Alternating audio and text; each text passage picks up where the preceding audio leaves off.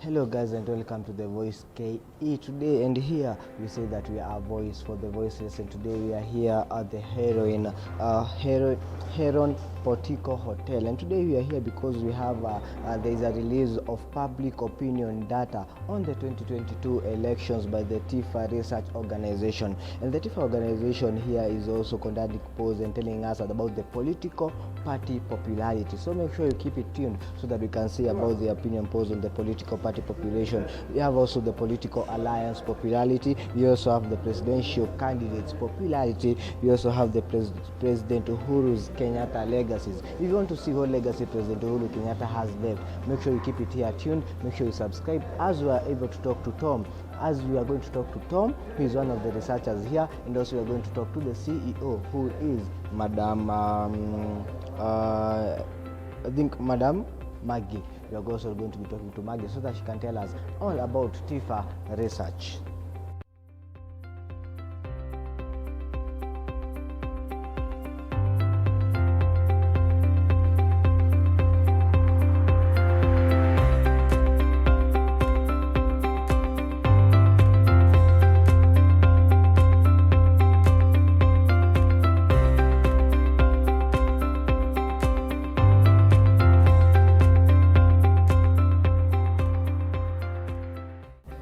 My name is Maggie.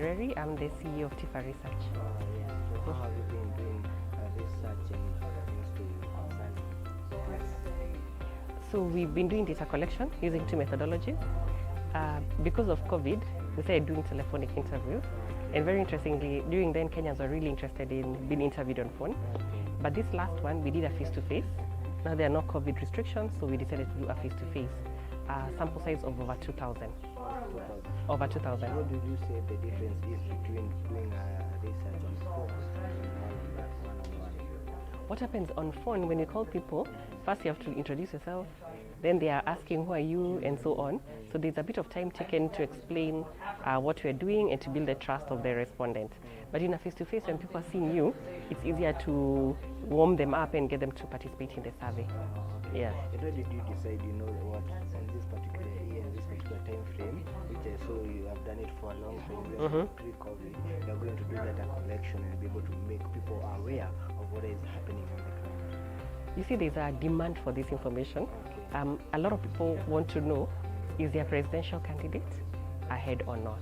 Is their political party ahead or not, or their coalition ahead? So what we did, initially we were doing it every quarter, because that is the schedule. But as we get closer to the election, there's a higher demand for the activity, for the information than before. And then there are so many activities now. So most campaign teams are saying, we've done this, we want to see whether there's been an impact. There was a debate with the running mates. Yeah, exactly. People want to know, was there an impact? I want to know if, because Raila did not come to the debate, it did make a difference. Exactly. And this kind of information then gives us that kind of impact assessment on the activities that happened and whether the debate had an impact or not. Do you think the debate had an impact between the two candidates who are not able to come to the debate? It's a bit difficult to attribute because if you look at this study, both candidates have increased their support. And I'm talking about the two main candidates, that's Raila Odinga and William Ruto. So they've increased their support. But one thing that is coming out in this study, especially if you look at the reasons where I would vote for a particular candidate, the association of that a presidential candidate will sort out the economy, the high cost of living, and etc. is more for Ruto than it is for Raila Odinga. So it could be through the manifestos that were launched, it could be because of some of the things that the deputy president spoke about in the debate. Those are the things that are making him be associated with the right things that Kenyans want resolved in this country. And many people, when they hear of research and things to do with research, they wonder, how are these people who are done research, where are they, and how do you get to sample, get to know the people that you're going to do research to? You see, our sample size is 2,000. The population of Kenyan voters is 21 million. So if you take 2,000 divided by 21 million, the probability of you being selected to be interviewed is 0.000 or something. So you may never be interviewed for a survey, or you could be interviewed. So it's a probability. So I have met people who maybe when I've been doing this polling for the last 20 years, so I've met people 20 years ago who said they were not being interviewed. Now, as I continue doing the research, I'm getting more people saying I've been interviewed. So I'd like to tell Kenyans, relax. The sampling is scientific. It's probability sampling, and therefore, there's a probability they could be interviewed or a probability they may not be interviewed. Yes. How do you have a particular way that you select people? Like you have like you say, like you want this particular age, 18 to 24, to make you poor son. Now you don't want that age, you want this particular age. Is there a way that you define the people that you want to interview? So we take the voter register, and we look at the demographics and how the voter register is distributed by county. So for a sample of 2,000, we distribute it proportionate to the voter population. Now in Kenya, the two counties that have the highest number of voters is Nairobi and Kiambu. So of course, higher number of respondents are interviewed there. Then we look at the ages. So we ensure that the age of people we interview is also matching the IEBC register, so that we align with that. So right now, what we are also, if we've noticed, and it has been spoken about before, that people aged 18 to 24, fewer people are registered voters. So even in our sample, we have fewer people who are aged 18 to 24. So we are aligning to the voter register. Yes. And what do you think? Why do you think that the age of 18 to 24 do not so much want to be associated with? You see, they have a very huge support of Sequoia and everything, but when it comes to registration, actually the women are the more registered people than men who go for rallies and campaigns. Why do you think that is like that? So the youth, when we talk to the youth and ask them why they are not registered, there are quite a number of issues, but I'll just talk about the main ones. Some of them say they did not have an ID, especially those who are turned 18, so they could not be voted. And then some of them are not interested. They probably feel that their vote will not count, and therefore they did not go ahead and register as voters. Okay. Yeah. Then on this survey that you took on these particular areas, you didn't take it in the whole of Kenya. There's some areas that you chose, Nyanza, Central. We went to all counties. We distributed a sample across all the counties. Okay. But you see, if I'm in Nairobi and I have a sample size of 300, I have to distribute it logically. So I cannot say that I went to all the wards in Kenya, but I went to all the counties.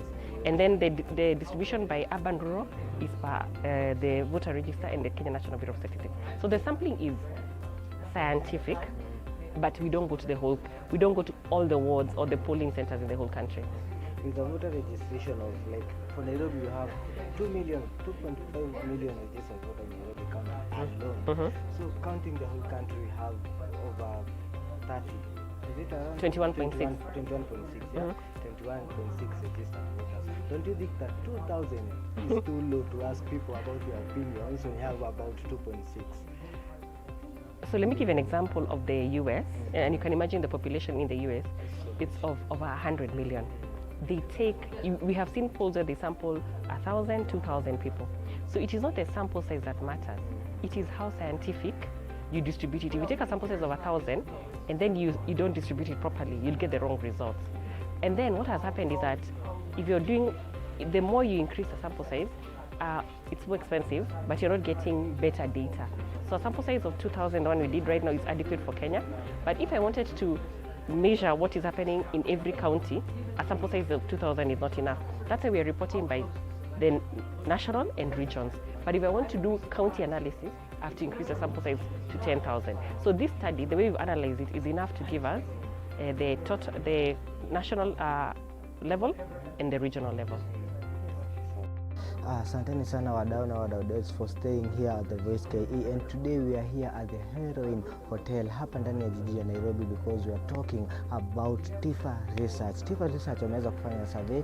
They did a survey on this for the last 6 months about the presidential candidates who are vying for the presidency, who are 4, but they mostly focused on the two, who is Raila and Ruto, and they gave us a survey that has been highlighted below. And according to them, both of them have gained at a huge scale. Remember, this is we are preparing you for the 9th of August 2022 as we go to the polls to elect new leaders. Make sure you keep it here at the Voice KE so that on the 9th of August, as I promised you, we'll be running to these particular towns of Nairobi and city of Nairobi, making sure that we bring you the best of news. So make sure you hit that subscription button and make sure that you comment.